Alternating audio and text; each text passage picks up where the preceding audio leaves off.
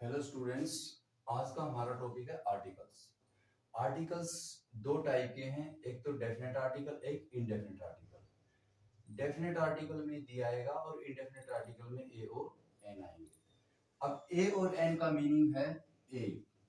अगर हम हिंदी में इसका मीनिंग देखें तो इसका मीनिंग होता है एक, यानी कि ए का भी मीनिंग एक है और एन का भी मीनिंग एक है।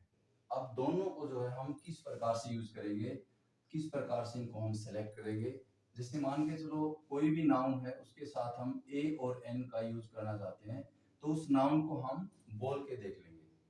अब इसकी जो स्टार्टिंग साउंड है वो डिसाइड करेगी ए आएगा या एन आएगा। जैसे मान के चलो एक एग्जांपल लेते हैं पेन। अब पेन के साथ ए आएगा या एन आएगा, इसको बोल के देख लो। इसकी जो स्टार्टिंग साउंड है अगर वो स्वर से स्टार्ट होती है तो आएगा एन, और व्यंजन से स्टार्ट होती है तो आएगा ए। अब पेन को जब हम बोल के देखेंगे तो इसकी स्टार्टिंग साउंड है पेन, पे। अब पे जो है ये एक व्यंजन है, तो व्यंजन है तो क्या आएगा, ए आएगा।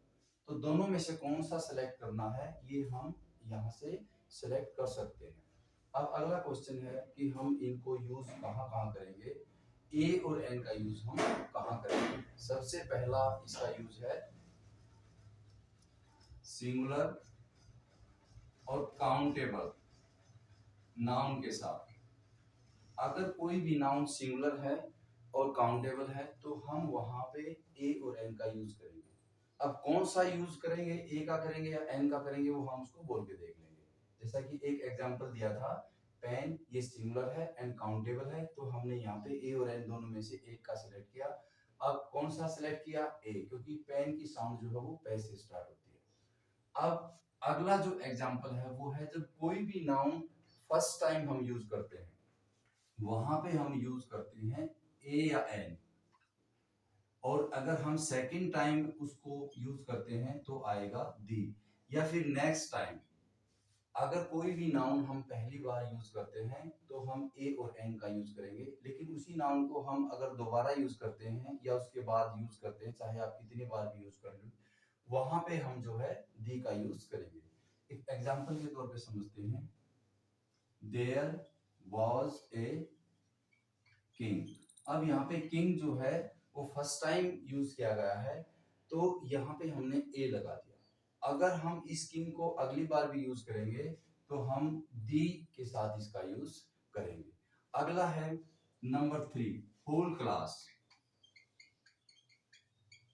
होल क्लास इनकी पूरी जो प्रजाति है उसको जब हम मेंशन करते हैं तो वहां हम ए और एन का यूज करते हैं। जैसे मान के चलो एक एग्जांपल ले लीजिए, a cow is an animal.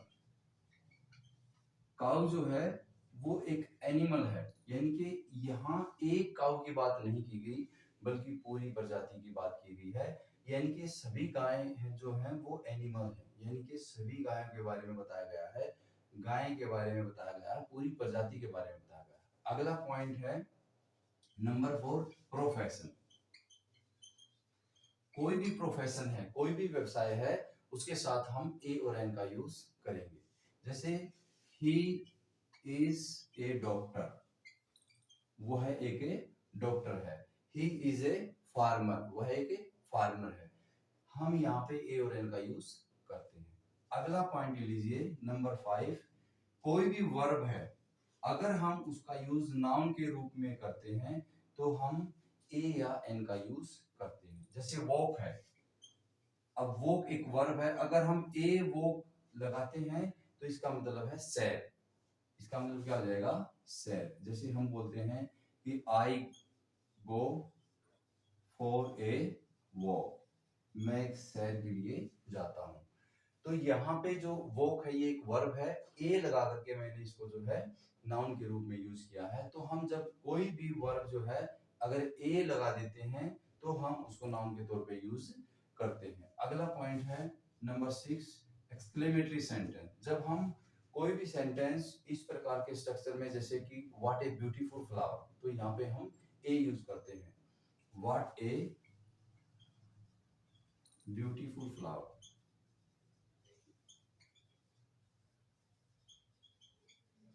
इस प्रकार के सेंटेंसेस में हम जो है ए का यूज करते हैं जब कोई भी एक्सक्लेमेटरी सेंटेंसेस जो है हम इस प्रकार का स्ट्रक्चर जो है अप्लाई करते हैं तो हम वहां पे ए और एन का यूज करते हैं। नंबर 7, एक वर्ड आता है पर, जिसका मतलब होता है प्रति। यहाँ पे हम इसकी जगह ए और एन यूज कर सकते हैं। जैसे हम एग्जांपल देते हैं किसी स्पीड को बताने के लिए, कोई प्राइस बताने के लिए, जैसे दूध 70 रुपये किलो है तो वहां पे हम दूध 70 रुपये प्रति किलो है या दूध 70 रुपये का 1 किलो है, दोनों बातें सेम है।